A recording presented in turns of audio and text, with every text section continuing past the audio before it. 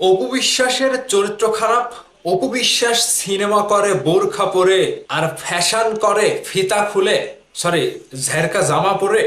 গতকালকে অপু বিশ্বাসের এরকম কিছু পিকচার সোশ্যাল মিডিয়াতে পোস্ট হয় একের পর এক, যেখানে বলা হয় অপু বিশ্বাস এতটাই নিচে নেমে গিয়েছে, অপু বিশ্বাসের রুচিটা এতই মানে এতটাই নিচে নেমে গিয়েছে, তার যে একটা চরিত্র, সেই চরিত্র নিয়েও কথা বলতে বাদ দেয়নি বুবলির ভক্তরা। যেখানে অপু বিশ্বাসের কিছু ছবি পেছন থেকে শুট করা, সেই ছবিগুলো সোশ্যাল মিডিয়ায় পোস্ট করে তারা একের পর এক কথাবার্তা কিংবা অপবিশ্বাসকে নিয়ে বিভিন্ন রকম মন্তব্য করে যাচ্ছে। আমি আপনাদেরকে বলি, আপনারা যারা অপবিশ্বাসকে নিয়ে এরকম মন্তব্য করছেন, তো অপবিশ্বাস যদি আপনাদেরকে বাথরুমের পানিতে না চোবায়, বাথরুমের পানি যদি আপনাদেরকে না খাওয়ায়, তাহলে আমি কি বলেছি? প্রথমত বলে রাখি, অপবিশ্বাস চিটাগংয়ে গিয়েছিল একটি প্রোগ্রামে। সেই প্রোগ্রামে অপবিশ্বাসকে নতুন লুকে, নতুন গেট আপে এরকম ভাবে দেখা যায়।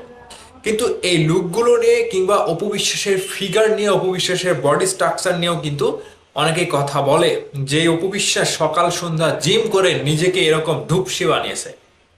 মানে অপবিশ্বাসকে নিয়ে কটাক্ষ করে কিংবা একটু অন্যরকম ভাবে ছবিগুলো প্রেজেন্ট করে সেখানে বলেছে যে অপবিশ্বাস এর আগে বলেছিল একটি সিনেমার জন্য, দুর্বার সিনেমার জন্য, যে তিনি রাত দিন মানে রাত দিন পরিশ্রম করে জিম করে তাকে তিনি নিজেকে ঠিক করছে। ঠিক সেই জায়গা থেকে এই খোঁটাটাও দিয়েছে যে অপবিশ্বাস রাত দিন পরিশ্রম করে জিম করে তার শরীরের এখন এই অবস্থা, নিজে এখন ঢুকছে। এরকম কিছু কথা কিন্তু সোশ্যাল মিডিয়াতে বলছে বুবলির ভক্তরা। যেখানে বুবলির ভক্তরা অপবিশ্বাসের এই সকল বিষয় নিয়ে কথা বলছে, সেখানে তো অপবিশ্বাসের ভক্তরাও বুবলিকে ছাড় দেবে না। এটা তো পাটিগণিতের মতো অঙ্ক, এই দিকে না হলে ওই দিকেও হবে না। তো এই রকম বিষয়টা, যে অপবিশ্বাসকে নিয়ে কথা বলবেন আর আপনারা বুবলির ভক্তরা চুপ করে থাকবেন কিংবা বুবলিকে নিয়ে কথা হবে না, এরকমটা তো না।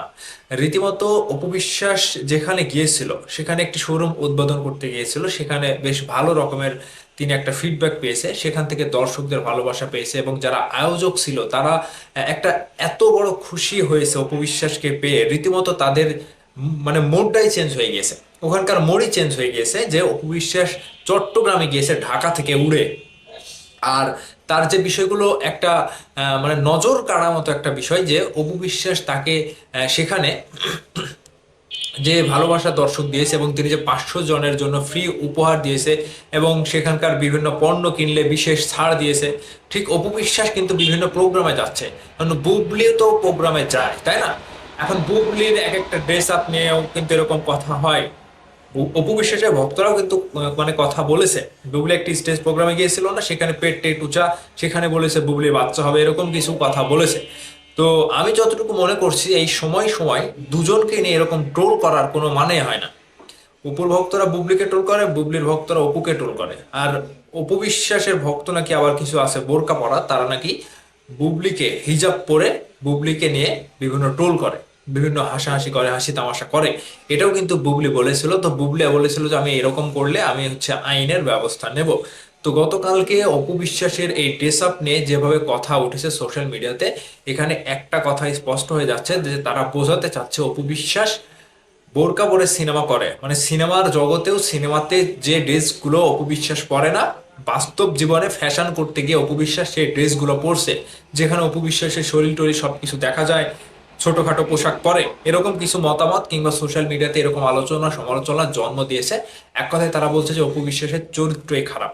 এখন এই মতামতের ভিত্তিতে দর্শকদের কাছে উত্তর চাই কিংবা প্রশ্ন রাখতে চাই, আপনাদের কাছে বিষয়টা কি বলে মনে হয়? একটি প্রোগ্রামে গেলে অপবিশ্বাস নিজের সবকিছু ঠিক করে রাখা, মেনটেন করে রাখা তো সম্ভব হয় না, পসিবল হয় না। আর ফ্যাশনেবল এই সময়টাতে অপবিশ্বাস যে একটা ফ্যাশন ড্রেস পরে যাচ্ছে, সেটা নিয়ে সমালোচনা করা কি আসলেই উচিত? আপনাদের মতামত কমেন্ট করে জানাবেন।